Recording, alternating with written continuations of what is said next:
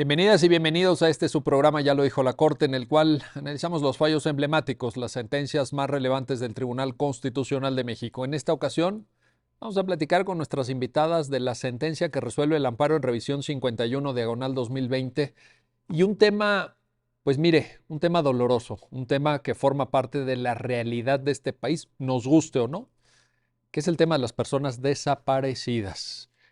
Obviamente, desde la óptica jurídica, desde el tratamiento del orden jurídico mexicano y de las dificultades que genera la investigación de estas desapariciones de personas que, como le digo, infortunadamente, pues ya se han vuelto algo cotidiano a lo largo y ancho del país, con diferente intensidad dependiendo de la región, pero ciertamente, pues se han multiplicado estas desapariciones. Bueno, para entender el alcance de esta importante sentencia y el abordaje que lleva a cabo la Corte del tema, le doy la bienvenida, ya lo dijo la Corte, a Adriana Ortega. Adriana, bienvenida. Hola Miguel, buenas Un tardes. gusto tenerte aquí nuevamente. Y también a Irlanda Denise Ábalos Núñez. Irlanda, bienvenida nuevamente, ya lo dijo la Corte. Muchas gracias, doctor. Pues empezamos contigo, Irlanda. Cuéntanos un poco el contexto fáctico, cuáles son los hechos del caso y cómo es que el caso llega a conocimiento de la Suprema Corte, si fueras tan amable. Claro que sí, con mucho gusto. El caso inicia, bueno, los hechos se dan en Oaxaca, en la ciudad de Oaxaca, en 2007. En mayo de ese año se lleva a cabo un operativo conjunto en donde participan distintas instituciones policiales y militares. Entre ellas, seguridad pública local y seguridad pública municipal y, como señalaba, también elementos castrenses. Se lleva a cabo este operativo y a partir de ahí ya no se tiene conocimiento del paradero de dos personas, dos hombres adultos. Derivado de esa situación es que se inicia una averiguación previa por el delito de desaparición forzada, se tramita ante la Fiscalía Especializada de Búsqueda de Personas y en 2013, es decir, ya habían pasado aproximadamente 6 años, bueno, los familiares, que son la hija de uno de ellos y la hermana del otro, deciden acudir a la instancia constitucional a presentar un juicio de amparo en donde reclamaron básicamente dos actos. El primero de ellos, la desaparición forzada de sus familiares, y el segundo acto eran las falencias en la investigación por parte de la Fiscalía, porque hasta ese momento no se había logrado dar, por un lado, con su paradero y por el otro, tampoco con los responsables de este delito. Entonces, así es como llega ante una autoridad jurisdiccional, la jueza de distrito que conoce, que es una jueza de distrito en la Ciudad de México, resuelve de manera muy adecuada, atiende en principio, y aquí me gustaría destacarlo, la ley de amparo antes de la reforma de 2013 establecía que en su artículo 15, que se puede presentar un juicio de amparo por comparecencia ante este tipo de situaciones, pero lo que señalaba es que se tenía que lograr la ratificación de la persona, de la quejosa principal. Y en este caso, Era un poco absurdo, ¿no? sí, Totalmente, no un poco, totalmente, totalmente. Totalmente. totalmente, y más Digo, en precisamente en este tipo función, de en casos. este tipo de Ujú. casos, porque pues lo que se está reclamando es eso, ¿verdad? O sea, pues no Eso, sabemos dónde está. Ah, no, que venga a ratificarla. Bueno, pues, exactamente, y precisamente por eso digo que la jueza actúa de manera muy adecuada, porque lo que dice es que no se puede pedir esta ratificación, porque de lo contrario lo que se haría es volver al juicio de amparo como un recurso que no sea efectivo y por ende contrario a lo dispuesto en el artículo 25 de la Convención Americana. Entonces, inaplica ese artículo, sigue con la tramitación del juicio y finalmente determina conceder el amparo por los dos actos, tanto por la desaparición forzada y por ende da obligaciones de búsqueda, y por otro lado, respecto a la investigación que estaba realizando la Fiscalía en ese momento. A partir de esto es que vienen las dos autoridades responsables al recurso de revisión, inconformándose con la determinación de la jueza de distrito, sobre todo en cuanto al estándar probatorio para tener por acreditada la desaparición forzada y también respecto a las medidas de reparación integral que establece en la sentencia la jueza de distrito, porque lo que hace la jueza es interpretar el artículo 1 y 20 de la Constitución, a la luz de, bueno, de todo el parámetro de regularidad en la materia de reparaciones, y lo que determina es que el juicio de amparo sí es un mecanismo en el que se pueden establecer medidas de reparación más allá de la restitución, medidas como satisfacción, no repetición, y así es como establece estas medidas en la sentencia, y vienen en el recurso de revisión inconformándose dos autoridades responsables, que es la Sedena y por el otro lado la Fiscalía Especializada, que tramitaba o llevaba la averiguación previa. Correcto. Gracias, gracias Irlanda por esta síntesis. A ver, Adriana Ortega. En la sentencia hay un énfasis, creo yo, muy pertinente para diferenciar la desaparición como delito y como violación de derechos humanos. Y obviamente esto, a la postre, ya Irlanda por ahí hacía un comentario en ese sentido, nos va a permitir dilucidar el estándar probatorio. Pero vamos a esta primera parte, si te parece bien, Adriana. ¿Por qué es importante esta diferencia y en qué consiste la propia diferencia? Resulta una diferencia muy pertinente porque si hablamos de la desaparición forzada como delito, el estándar de la prueba está relacionado con la presunción de inocencia. Entonces ahí la carga probatoria es muy importante y se tiene que derrocar la presunción de inocencia. Entonces las autoridades en ese caso a lo que están enfocadas es a deducir la responsabilidad penal de alguien. Cuando estamos hablando de desaparición forzada como violación de derechos humanos, lo que estamos diciendo es que nacen para todas las instancias estatales una serie de obligaciones para abatir el fenómeno. O sea, porque la desaparición forzada no solamente implica la comisión de un delito, decía Irlanda hace un rato, hay derivado de la desaparición forzada hay obligaciones muy claras de búsqueda, que no importa si se está comprobando o no se está comprobando un delito, la persona debe ser buscada. Entonces creo que sí es muy importante y la sentencia creo que lo hace de manera muy pertinente, muy ordenada, acudiendo a estándares internacionales que son clarísimos al respecto de eso, y finalmente ofrece la alternativa de que el estándar de prueba sea atenuado. Suena un poco extraño utilizar la palabra atenuado, más bien creo que el estándar de prueba es diferenciado.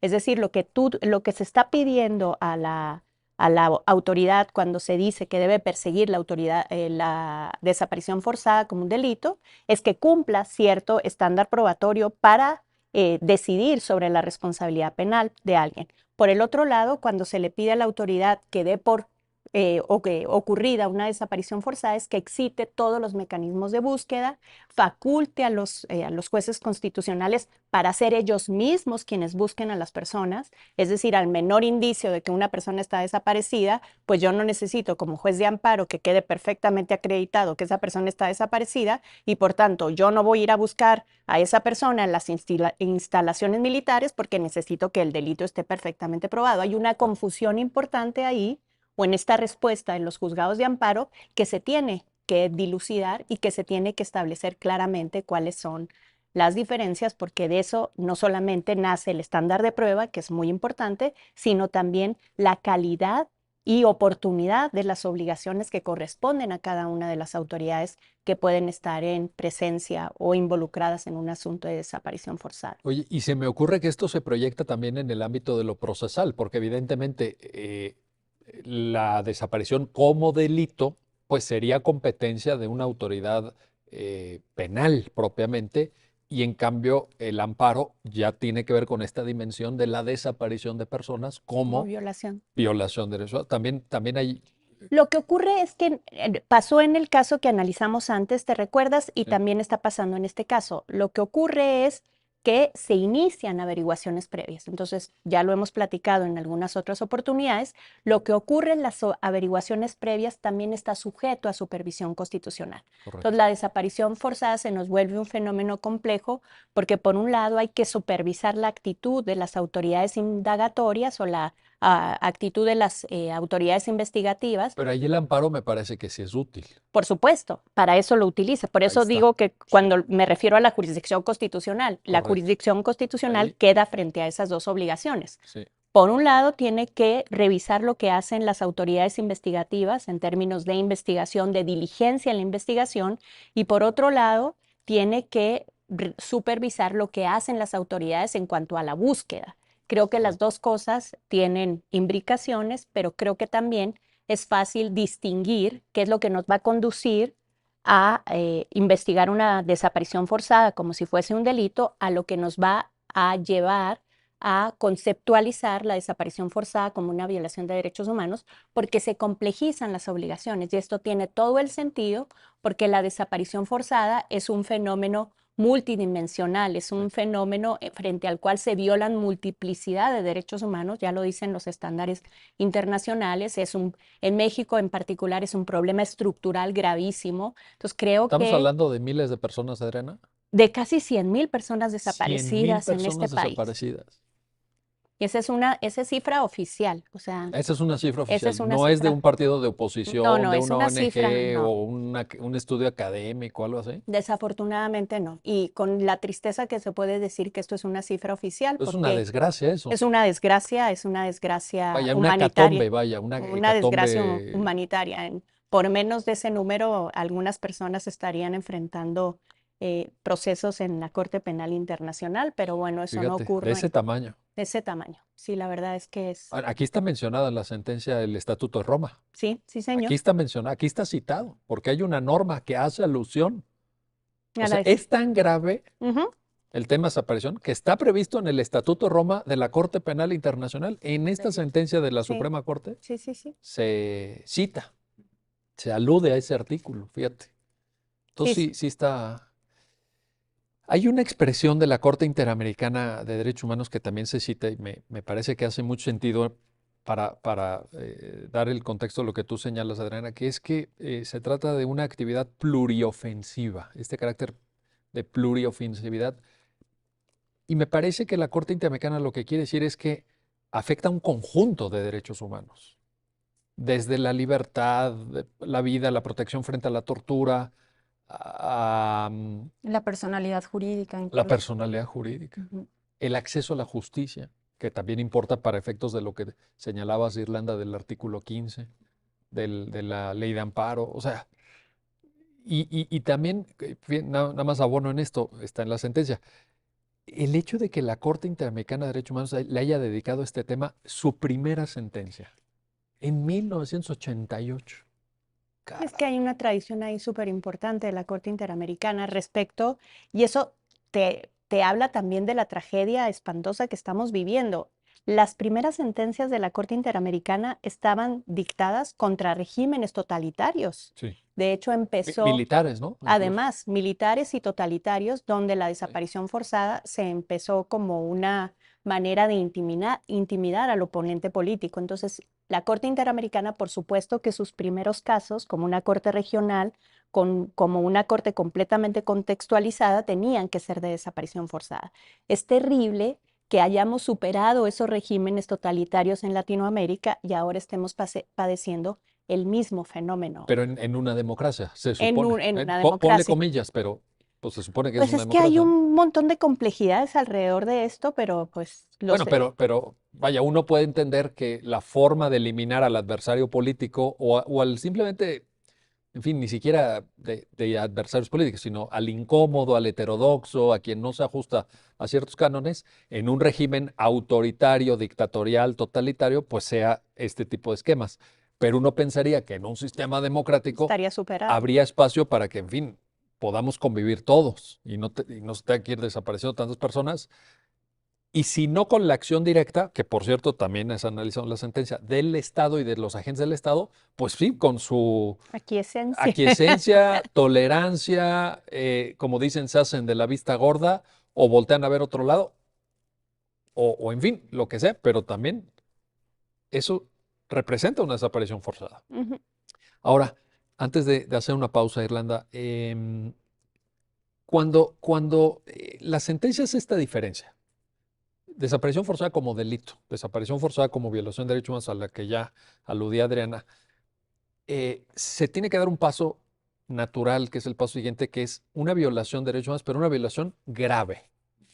Cuéntanos esta parte, por favor. Sí, claro. Bueno, ya lo adelantaba un poco Adriana también hace un momento, pero la razón por la que también es una violación grave es porque es justamente una violación a derechos humanos que es múltiple, que es continuada y que es permanente. ¿Y por qué es así? Es múltiple porque vulnera una gran cantidad de derechos humanos que ya tú los mencionabas. Y además es permanente y continuada porque no termina o no cesa hasta que se da con el paradero o con la suerte de la persona desaparecida. Pero también, ¿qué es lo que genera? Genera impactos muy significativos en la vida de la persona desaparecida y no solo en la vida de la persona desaparecida, sino también de sus familiares. Sus familiares se ven también sujetos a una incertidumbre constante de lo que sucedió con la persona y entonces eso también genera impactos sumamente perniciosos en su proyecto de vida, en sus aspiraciones, en sus sueños, en sus metas y pues en general en una gran cantidad de derechos.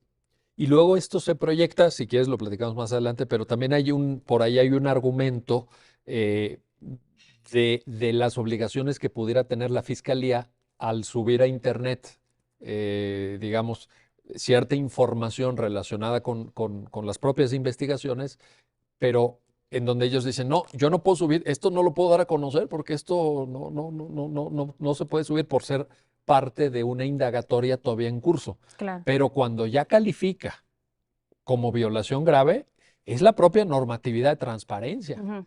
la que dice, no, espérate, porque aquí es diferente. O sea, la regla general es todo aquello que esté contenido, lo que antes era averiguación previa, ahora carpeta de investigación, pues en principio no, porque queremos guardar sigilo de las investigaciones. Pero cuando tú ya le pones la llave, y esta sentencia le pone la llave, de que es una violación que califica como grave, incluso se traslada el tema a posibilidad de transparentar la actuación, de Claro. que la opinión pública mexicana sepa, pues, qué se está haciendo o qué no se está haciendo. Ujú. Porque entra en juego el derecho a la verdad. Entonces también por eso es sumamente importante no solo que los familiares sepan, sino también la propia sociedad sepa los avances en estas indagatorias. Y sobre eso también hay que platicar. Bueno, vamos a hacer una pausa, no se vayan, regresamos enseguida para continuar en esta conversación con nuestras invitadas sobre el amparo en revisión 51 diagonal 2020 y el tema delicado, el tema doloroso de la desaparición de personas. Seguimos.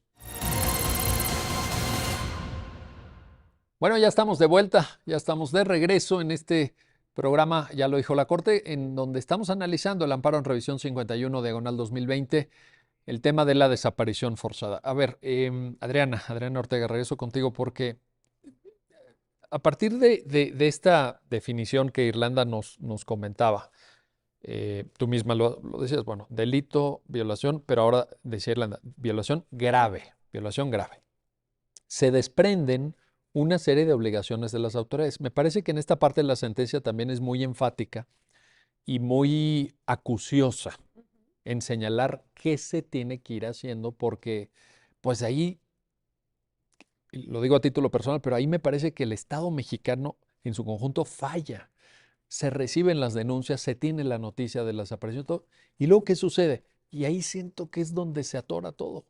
Cuéntanos de estas obligaciones. Fíjate que justo a propósito de lo que dices y de lo que comentábamos en el bloque anterior, justo creo que parte de esta, bueno, la incompetencia, la negligencia tienen otras explicaciones, pero justo parte de esta resistencia a las autoridades y de esto de no revelemos una investigación que está en curso y demás, nace también de la confusión tan grande que existe o de la poca conciencia que existe de que la desaparición forzada es más que nada y sobre todo una violación grave de derechos humanos. Entonces, ¿qué pasa? ¿A qué? Digamos, el artículo primero no está de adorno, lo hemos platicado un montón de veces. El artículo primero establece ciertas obligaciones muy precisas para el Estado en caso de violaciones de derechos humanos y más, o sea que esas obligaciones deberían estar reforzadas cuando estamos hablando de violaciones graves de derechos humanos. Para empezar, las autoridades deben prevenir las violaciones de derechos humanos y la prevención implica también comprometerse con ciertas estrategias de reparación que seguramente estaremos comentando más adelante. Las violaciones de derechos humanos se deben investigar e investigar significa no solamente dar con los responsables o siempre que pensamos en investigación, pensamos en una investigación penal. No sé por qué, pero creo que ya hemos platicado muchas veces de cómo eso surge de nuestra deformada idea de justicia, pero siempre que hablamos de investigar, estamos hablando de investigación penal, que sí que tiene un papel y que sí debe ser supervisada por los jueces de amparo, pero me parece que estamos en momento de que los jueces de amparo como que empecemos a entender que nuestro reto todavía es mayor. Tenemos que investigar también los jueces de amparo. ¿Podemos investigar una desaparición forzada? Sí, por supuesto. Si yo soy una jueza de amparo y me llega la noticia de que presumiblemente en un cuartel militar, en una instalación militar, la que sea, están personas que han sido reportadas como desaparecidas, pues yo agarro mi lapicito y mi plumita y mi portafolio y me voy a la Y mi instalación identificación y y me vamos, voy a la aquí estoy. instalación militar. Entonces, investigar por un lado. Por otro lado está la obligación de sancionar, que esa sí está más vinculada de alguna manera con la persecución penal, pero además está, y esto es lo brillante de esta sentencia, este es el acto más valiente de la ministra Ríos, este es el acto más valiente de la sala, que es, hay que reparar. Claro. Entonces, no necesito que me lo acredites plenamente. Una violación de derechos humanos grave tiene un estándar atenuado y para efectos de la reparación. A mí no me importa si vamos a meter a la cárcel a alguien o no. A mí me importa que el Estado se responsabilice de que esta violación grave de derechos humanos haya ocurrido. Cuando esto pasa, y esto no es ciencia espacial, es artículo primero constitucional, se tiene que reparar, ¿no? Oye, y en esto de la investigación, fíjate, leyendo la sentencia uno advierte todavía el estado, ¿cómo decirlo?, premoderno, para no usar un término Más más peyorativo que eso. peyorativo Qué malo. del debate público. No, te lo digo por esto, porque la propia Suprema Corte pone mucho énfasis en que dice, bueno, si se requiere y se estima necesario y todo, incluso se podrá constituir la autoridad investigadora en el interior de las instalaciones militares. Bueno, pues es como muy obvio, ¿no? Mm, ¿Cuál es el dilema? Bueno, ¿y por qué lo tiene que decir una Suprema Pues Corte? imagínate, Porque imagínate, pues sí. No, fill no, in the blanks. y no hay que imaginar mucho, porque la autoridad militar ha sido renuente a que algo tan básico como el hecho de que se pueda entrar en el curso de una investigación de una autoridad civil a los cuarteles. Bueno, pues ¿dónde más los vas a buscar si tienes testimonios de que participaron elementos castrenses? De hecho, fíjate, pasa algo muy curioso es parte de la sentencia porque es parte de la secuela procesal. La mayor resistencia de las autoridades de la Sedena que vinieron a la revisión es ¿por qué tengo que publicar una sentencia? Porque la jueza les condenó a Sí, publicar la sentencia. es ¿Por correcto. qué tengo que publicar una sentencia donde estoy dando por hecho que los elementos militares son responsables? Pues yo no sé si vas a dar por hecho eso o no. Tienes que publicar la sentencia, tú lo decías hace rato, Irlanda lo decía hace rato, porque se trata de una violación grave de derechos humanos y la gente tiene que saber que uno de los posibles perpetradores eres tú o todo apunta a que por lo menos de manera indiciaria estás involucrado. Si no estuviera involucrada una instancia estatal, no podríamos estar hablando de desaparición forzada de personas. Y creo que eso también es muy importante. Oye, pero sí, y en ese sentido me parece que vuelve a tener toda la razón la sentencia cuando en esa diferenciación primaria que hacíamos, una cosa es la parte penal de la desaparición como delito y otra es la desaparición como violación de derechos humanos. Evidentemente la Sedena podría tener sus reservas. Bueno, si solo lo ves como delito, pues sí, porque todavía no se había ejercitado la acción penal, porque no se había agotado el proceso o los recursos, en fin, no se había satisfecho el estándar probatorio que pide el Código Nacional de Procedimientos Penales. De acuerdo, pero aquí se trata de otra cosa. Y sobre todo eso es muy pertinente si tú vas a singularizar la responsabilidad penal. Cuando tú dices que alguien desapareció y el último momento en el que fue visto fue cerca de una instalación militar, tú estás diciendo eso. No estás diciendo los militares fueron, ni estás diciendo que militar A, militar B y militar C fueron. Es decir, tú no estás individualizando la responsabilidad.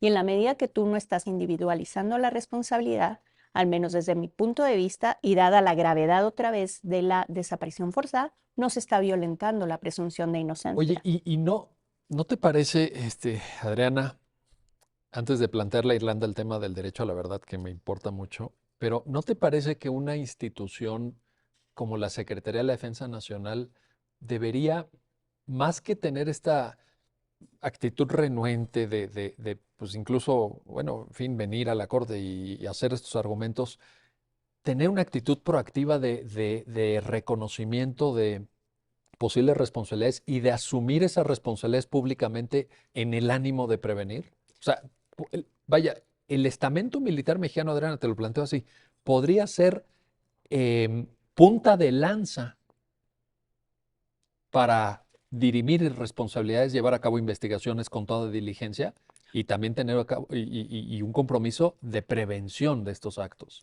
Pues tiene que tener un compromiso de prevención, claro está, y creo que hay formas de prevenir las desapariciones forzadas que están relacionadas con los militares, que es, pues por lo pronto, enseñarles a los militares que esa no es una estrategia de regla válida, de guerra válida, porque Bueno, y lo no que estamos ocurre, en guerra. Y no estamos sí, en guerra. no, pero además como, digamos, en la lógica de la educación militar, pues tú sabes que se habla siempre de tácticas de guerra, entonces pareciera que violaciones de derechos humanos resultan tácticas de guerra posibles, adecuadas y lo que sea. Es decir, creo que sí hay una dimensión de prevención que tendría que tener como objetivo a los militares, pero creo que cuando se habla de investigación, yo creo que en este punto sí debemos enfatizar de manera muy importante la importancia, la pertinencia, la necesidad de que sean las autoridades civiles quienes Sí, lleven sí, a sí. cabo estas investigaciones, Sí, no, no, en eso. pero que la Secretaría de la Defensa Nacional pues se ponga flojita y cooperando con él. Tiene que haber también un acompañamiento, Por no supuesto, solamente por lo que decíamos de entrar a los cuarteles, de revisar las instalaciones físicamente, etcétera, sino esto mismo de publicarlo en Internet, porque eso también es un mensaje al interior de la propia corporación sí, castrense. por supuesto, por Los supuesto. mandos están enviando un mensaje a la tropa, oigan, Sí, por sí, aquí sin no, duda, sin duda. esto no, y miren, tan es así que aquí lo estamos nosotros publicando. No tiene un impacto, digamos, un impacto expansivo, aleccionador, reparatorio para las Pues víctimas. también en eso la jueza le atinó, La jueza lo hizo bastante bien, sí, ¿verdad? muy, muy bien. Bueno, Irlanda, a ver, un tema, veo la sentencia, la impresión que me da es que es un diálogo con, lo decía Adriana también, estándares interamericanos. Estas sentencias, pues remotas unas, allá de los 80, pero también, pues otras no tan remotas. Por ejemplo, Rosendo Radilla Pacheco contra México, ¿no? O sea, mucho más reciente, pero hay un diálogo. Y en este diálogo, pues inequívocamente tendría que sale, aquí está también en la sentencia, el derecho a la verdad, que ha sido configurado progresivamente por la Corte Interamericana, que en México, lo digo también a título personal, me parece que llega un poco tarde, me parece que lo descubrimos muy recientemente en el tiempo, pero bueno, pues ya está aquí. Cuéntanos por qué es importante y qué supone en el contexto de la argumentación de la sentencia. Claro, sí, bueno, el derecho a la verdad es sumamente importante en este tipo de casos porque primero hay que tener en cuenta cuándo estamos, y ya lo hemos ido adelantando un poco, pero como a lo mejor de manera mucho más precisa, cuándo estamos ante un caso de desaparición forzada. Y los elementos que nos llevan a tener en cuenta que se actualiza esta desaparición forzada es, primero, la privación de la libertad. El segundo es la participación de agentes estatales o bien la aquiescencia, ¿no? De los agentes del Estado. El tercero, y también eso es muy importante y por eso me parece relevante para conectarlo con el tema del derecho a la verdad, es que viene una negativa del Estado de informar sobre el paradero de la persona, sobre qué pasó y básicamente pues desaparecer a su vez no solo a la persona, sino cualquier suerte de prueba directa que pueda existir alrededor de eso. Y entonces eso deja a las personas en un completo estado de indefensión. Y precisamente ante esa circunstancia, que lo hace todavía más grave, es que el derecho a la verdad es central en este tipo de casos y en general cuando se trata o cuando hablamos de violaciones graves a derechos humanos. ¿Y por qué? Porque muchas veces no vamos a obtener necesariamente ese derecho a la verdad a partir de un procedimiento ante las instancias jurisdiccionales. Hay veces que se compatibiliza y se logra, pero ante este tipo de casos es importante también desde otras vertientes, ya lo decía Adriana, más allá del derecho penal incluso. Y así es como surgen, por ejemplo, comisiones de verdad que buscan dar cuenta de todas estas causas que llevaron a que sucedieran estos hechos tan atroces. Y algo que es muy importante es que el derecho a la verdad tiene una dimensión no solo individual, sino también colectiva. Y eso hace precisamente que exista un interés por toda la sociedad de saber qué pasó con las personas que están desaparecidas, saber por qué ocurrió, cuáles fueron las causas, dónde están.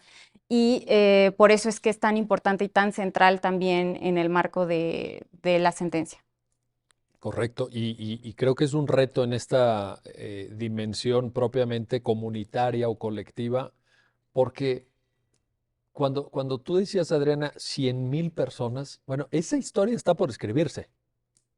Esa historia está por escribirse, esa historia, cómo se configura, a partir de qué supuestos, en dónde hay más geográficamente hablando, el impacto regional que esto tiene, qué sucedió con cada investigación, con cada denuncia, en fin. Y además algo que, por ejemplo, ya decía Adri también hace un momento, pero con el tema son cifras oficiales, pero Sí. no sabemos también cuántas personas están en esa situación que no forman parte de esas cifras. Sí. Entonces, Puede hablamos haber de 100,000 personas, Una pero cifra negra. probablemente ¿Puede sean haber una cifra más. negra? Por supuesto, Sí, por eso yo totalmente. enfatizaba que se trataba de cifras oficiales, como un poco poner en relieve o O sea, 100,000 evidenciar la 100,000 gravedad de personas, oficialmente pues desaparecidas, sería el piso mínimo entonces, pues podríamos decir que sí.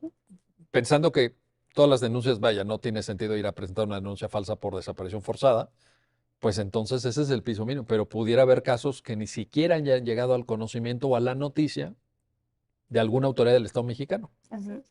O que no se contemplen desde esa lógica. Y es que algo que también, digo, hemos avanzado mucho en normativa, Sí. pero lamentablemente en la realidad se siguen viendo de todas formas este tipo de casos y eso es lo grave. Pero tenemos ya una ley general que precisamente habla también específicamente del delito de desaparición forzada, pero muchas veces se tramitaban, sobre todo años antes, los asuntos y las averiguaciones previas como si fueran secuestros, como si fueran privaciones de la libertad, es decir, a partir de otros tipos penales y no justamente desaparición. Entonces no sabemos también cuántos de esos casos no están reflejados dentro de estas cifras, por ejemplo. Bueno, pero es una consecuencia más de eso que Adriana apuntaba, de una visión desde el derecho penal, y que Totalmente. se proyecta a estándares Totalmente. probatorios, a técnicas de investigación, Ujú. a clasificación jurídica de la conducta, etcétera. Y la parte que en el debate se ha ido enriqueciendo en el trayecto, pues seguramente lo hemos ido aprendiendo como sistema jurídico, etcétera, la sentencia lo refleja, creo, es que la comprensión desde los derechos humanos ha nutrido la perspectiva penal y les he dicho, no, a ver, espérense, aquí hay que hacerlo de otra manera. Citaba Adriana, me parece extraordinaria la mención del artículo primero constitucional. Bueno, díganme ustedes cuándo Hay que como labrarlo en letras de oro en uno que otro espacio. dicen en las redes sociales 1,000 planas. 1,000 planas del artículo primero 1,000 planas del constitucional. artículo primero, párrafo tercero. Bueno, y del párrafo segundo también. Es ¿no? más, el examen para ser juez en este país debería ser, escriba usted el artículo primero Y constitucional. fiscal, por favor. No ¿Perdón? te olvides a las fiscalías. Porque muchos de estos asuntos, y ahí es donde también hace sentido esto de que, lo que comentaron ustedes, de que queden muy claras las obligaciones de las autoridades. Se participa en la denuncia, se inicia la investigación a través de averiguación previa, carpeta de investigación, etcétera, pero muchos de ellos no se judicializan a la postre. Ujú. En Exactamente. jurisdicción penal me refiero, ¿no? Aparte el amparo, pero y entonces, pues yo creo que esas 1,000 planas que tú dices, Adriana, Pues le corresponden a varios. fiscalía, ¿no? ¿Sí o no? No, pues es que si no, imagínate. Y fíjate que ahí justamente hay una complicación interesante, porque las fiscalías también como en esta, pues cada institución tiene su propia lógica y digamos es necesario ir rompiendo con esta lógica, pero pareciera que cuando llega un caso de desaparición forzada, las fiscalías es como una especie de lo colocan como en un cierto cajón. Entonces dicen, lo voy a investigar como delito. Entonces voy a hacer todo lo posible por encontrar al responsable, a la par que voy a tratar de encontrar a la persona desaparecida.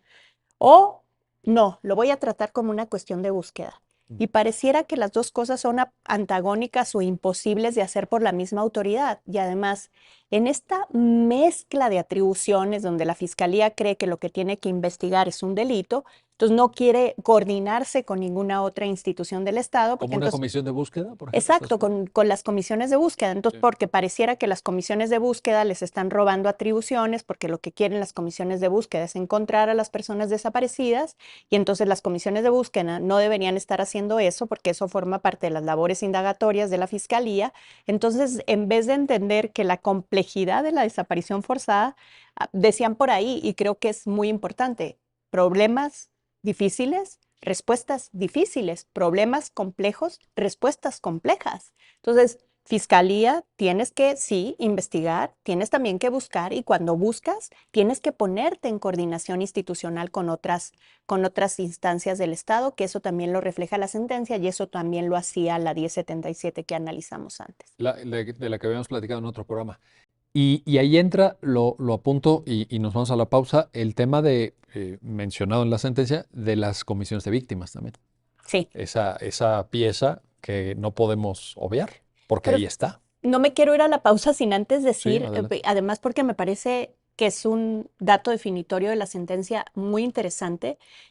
Decías tú hace un rato de esta conversación que están con los estándares interamericanos. Sí. Me parece excelente la sentencia, lo hace magistralmente la ministra Ríos, Irlanda, que es la secretaria, esta conversación, pero aparte, algo que me parece genial, una aportación sustantiva muy importante, es este diálogo con los estándares universales. Y no estamos hablando de los estándares universales considerados en abstracto. Todo ese diálogo que tiene la sentencia con el reciente informe y con la reciente visita del grupo, del comité de desaparición. Mecanismos de ONU, pues. Pero además esta conversación estamos hablando de un problema como en tiempo real. Sí, O sea, sí, porque fue muy reciente la el visita. comité acaba de llegar y Sí, te sí, acaba sí. de decir que esto es Sí. estás en problemas serios, México, entonces yo voy a dialogar O sea, con no es esa de los años 70 de Yo allá voy a de la dialogar guerra, con no esa sé. información. Sí, Está increíble. sí, A sí. mí me parece que Tienes toda la razón. es una evidencia de que el contexto puede tomarse en cuenta cuando se adjudica, sin lugar a dudas. Y vaya el contexto que está pasando Sí. este país. Bueno, vamos a hacer una pausa, no se vayan, regresamos enseguida para continuar en esta conversación, en este análisis sobre el amparo en revisión 51 diagonal 2020, el tema de la desaparición forzada de personas en México. Regresamos. Ya estamos de vuelta, ya estamos de regreso para continuar en este análisis, en esta conversación con nuestras invitadas sobre el amparo en revisión 51 diagonal 2020, tema desaparición de personas. A ver, Irlanda Ábalos, el estándar probatorio, ¿por qué? ¿Por qué importa y qué resuelve al respecto la Corte? Sí, bueno, ya lo adelantaba también Adriana en bloques anteriores, pero lo que se hace en este punto en la sentencia es, por un lado, diferenciar cuando estamos ante la desaparición forzada en su vertiente de delito y cuando estamos ante la desaparición forzada en su vertiente de violación a derechos humanos. Y algo que se deja muy claro en la sentencia es que cuando se va al amparo y se reclama como un acto específico la desaparición de la persona, lo que se pretende con eso es que se le encuentre a la persona. Entonces, las obligaciones que se generan para la autoridad jurisdiccional precisamente son de búsqueda, de alguna manera. Entonces, en esa medida, es claro que ahí se está analizando a partir de esta vertiente de violación a derechos humanos. Y esto nos implica que, o nos lleva a considerar que entonces el estándar tiene que ser diferente al que se utiliza en materia penal, que es un estándar elevado porque está en juego la presunción de inocencia de una persona. En este otro supuesto, lo que se busca es encontrar a la persona y entonces el estándar es suficiente que existan indicios que estas llamadas pruebas circunstanciales, ¿no? Que existan testimoniales indirectas a lo mejor, y todo esto tiene una razón de ser y que incluso ha sido también ya señalado por la Corte Interamericana en el sentido de que el Estado mismo participó por medio de alguno de sus agentes en la desaparición de la persona. Y que, como también ya lo decía, en muchas ocasiones esto implica que se elimine todo rastro, toda prueba directa que exista al respecto, y por ende no podríamos o sería ilógico pedir un estándar de prueba tan elevado. Además de que algo que también es muy importante, y que también ya lo señalaba Adriana en el bloque anterior respecto a las búsquedas de personas, es que la búsqueda tiene que ser bajo una perspectiva de búsqueda en vida. No, no una búsqueda que se lleva, digamos, tranquila, sino que tiene que ser diligente, tiene que ser rápida, tiene que ser pronta. Y entonces en esa medida no podríamos esperar que el estándar sea elevado para poder detonar toda esa suerte de obligaciones, y que precisamente pues eso fue también algo que hizo la jueza de distrito en este caso, que se tomó en serio su papel, y que pues finalmente por la sentencia de la Corte lo que se hace es convalidarse ese estándar al que se atendió en ese momento. Perfecto. Y esto implícitamente deja a un lado, aunque parezca muy obvio, lo apunto, el estándar del Código Nacional de Procedimientos Penales de acreditar la responsabilidad más allá de todo duda razonable. Sí, totalmente. Eso ya es para el proceso penal, que en su caso, seguramente en el futuro habrá de venir, pero eso ya no es aplicable aquí. Bueno, ahora, Adriana, a ver, una parte también muy sustantiva de la sentencia, me atrevo a calificarlo así, tiene que ver con las reparaciones. Y esto a su vez me parece que tiene sentido en el marco de la propia conducta que se analiza, es decir, la desaparición forzada, con todas las consecuencias que ya hemos platicado, pero tiene que ver también con nuestra concepción de qué es el amparo y para qué debe servir el amparo. Y esto, pues no, en términos de la cultura jurídica mexicana, pues es una revolución también. Estoy completamente de acuerdo contigo. La verdad es que yo encuentro esta parte de la sentencia también como, ya sé que lo he dicho muchas veces, pero la verdad es que celebro mucho esta sentencia. Es muy buena, yo también lo apunto, porque si nada más lo sí. está apuntando Adriana, no, yo también digo que es muy buena y que conste que es excelente. Que quede grabado. Sí. Me parece que un punto, digamos, de veras revolucionario, ya lo habías dicho tú, es la forma en que la sentencia resuelve el tema de las reparaciones. Porque además la sentencia está construida argumentativamente de manera impecable. Sí. Podría como ser una sentencia que dinamita todo y que de pronto pareciera que está inventando el hilo negro, pero a mí me parece mucho más valioso este diálogo con la concepción del amparo. O sea, como que de pronto la sentencia dice, a ver, Amparo, tú y yo tenemos que tener una conversación. Se ha dicho que tú solamente sirves como con efectos restitutorios. Y algún día dijimos que esos efectos restitutorios podrían ser más amplios. Pero yo te digo, Amparo, respetuosamente, y a todos los que creen que sirve solo para eso, te digo, Amparo, respetuosamente, que pues ahí tenemos el artículo 1 constitucional otra vez, claro, que tenemos algunas garantías del artículo 20 constitucional y que yo creo que es momento de que ajustes tus pretensiones reparatorias.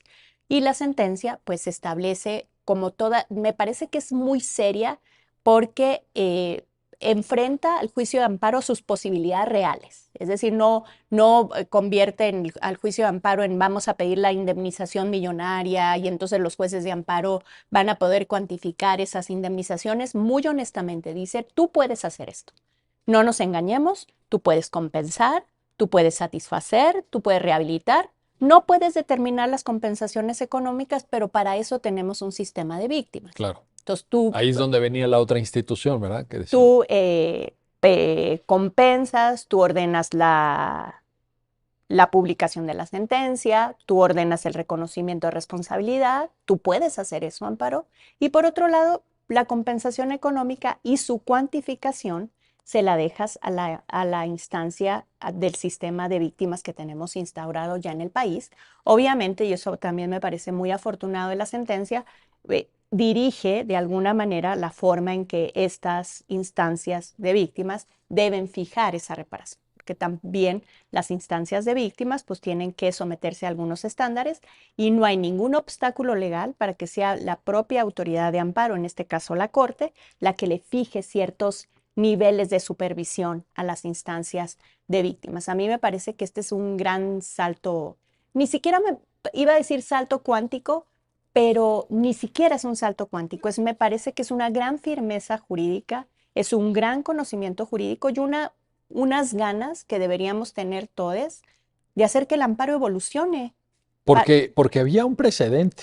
Sí, ya lo sé. Había un precedente, ¿no? En un sentido diverso. O Y sea, así es. si es un salto, yo creo que le dijiste bien, Adriana, si es un salto, si es un avance Por supuesto, sin duda. de gran profundidad. Lo que pasa es que no es un salto en el vacío, porque hoy tenemos una institucionalidad, hoy tenemos una ley general de víctimas, hoy pues toda la seriedad.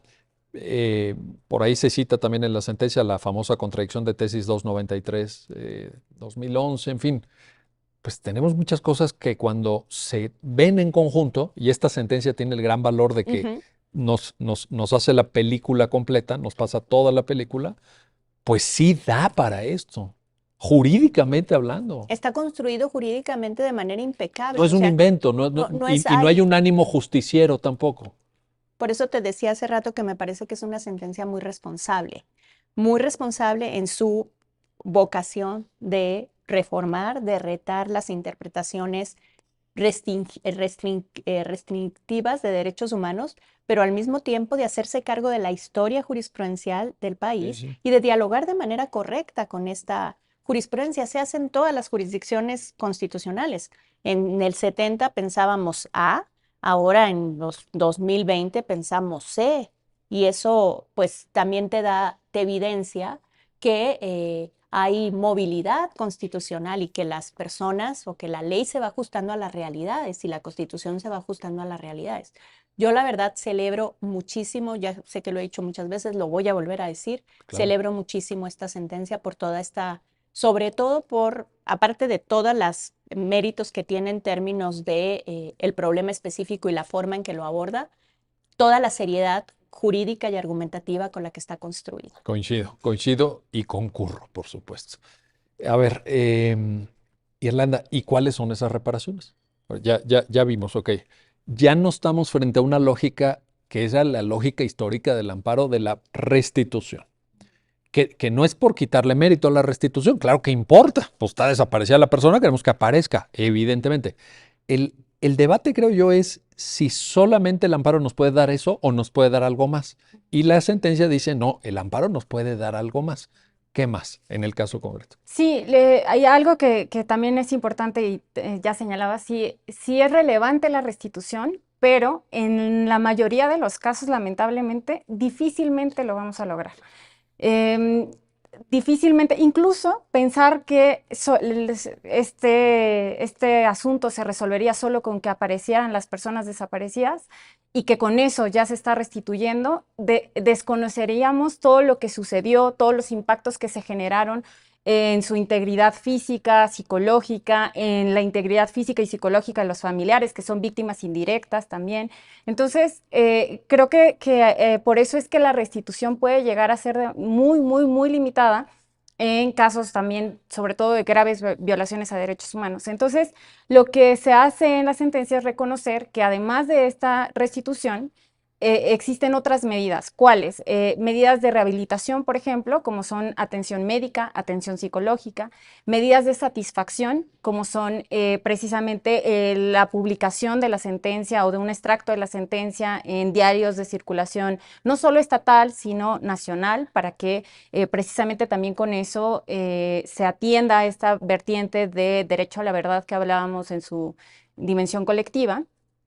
Y por otro lado, están medidas también enfocadas ya en la búsqueda directamente de las personas, en que la averiguación previa deje de tener todas estas falencias o omisiones y que por ende se pueda dar con los responsables en su caso y eventualmente sancionarles penalmente. Y en ese punto también la sentencia me parece que reconoce la posibilidad de integrar interinstitucionalmente mecanismos de búsqueda, ¿no? Sí, Que también totalmente. que me parece muy loable. Algo que justamente es muy importante es que, y que también Adriana lo señalaba antes, de cómo para poder dar respuesta frontal a este tipo de violaciones, como son la desaparición forzada, es fundamental la coordinación de todas las autoridades.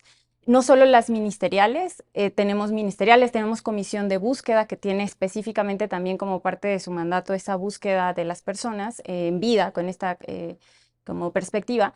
Y también la comisión de víctimas, que precisamente tiene esta vocación también de reparar y de cuantificar los daños para dar una compensación adecuada a partir de esa situación. Entonces, lo que se establece en la sentencia es confirmar en su mayoría todas las medidas establecidas por la jueza de distrito, con la única salvedad de la única modificación que tiene la sentencia es respecto a la publicación que se obliga a la Fiscalía General de la República de establecer en su página de internet los avances de la investigación. Se indica que sí se tienen que testar los nombres de las personas imputadas. Pero esto es importante no solo respecto a los derechos de presunción de inocencia de las personas imputadas, sino también porque precisamente la presunción de inocencia y el debido proceso es una garantía institucional para las víctimas. Claro. ¿Y por qué es así? Y creo que también esto es muy relevante porque podemos escuchar muchas veces que se piensa que el debido proceso son tecnicismos, ¿no? No es tan relevante, que hay otras cuestiones más relevantes frente a eso. Pero lo cierto es que el debido acceso a la justicia de las víctimas no es que cualquier persona esté y bajo cualquier circunstancia y a partir de soslayar cualquier tipo de garantía, ¿no? Y que esté en la cárcel, sino que se haya seguido todo un proceso justo y que haya concluido en esa sanción frente a la responsabilidad penal que en su caso se determine. Entonces, esa es la única modificación realmente que hay en esta medida, pero todas las otras medidas como permitir por parte del ejército la entrada a los cuarteles para que se lleven a cabo toda la investigación, no solo desde el ámbito penal, sino sobre todo desde la búsqueda.